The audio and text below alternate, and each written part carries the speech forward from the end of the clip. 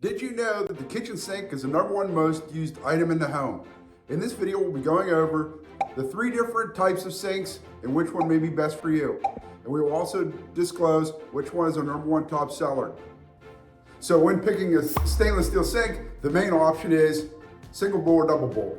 Majority of the people still pick double bowl. Single bowls have become a little more trendy because of the fact that you can put a larger pot in them. Acrylic sink. Of the 3, I think is probably the easiest to scratch, but it is also repairable.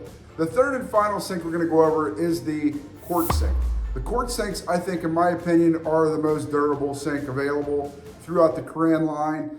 To sum this up, we've discussed the 3 different types of sink: quartz, stainless, and acrylic. The #1 seller here at Schiffer's is the stainless double bowl.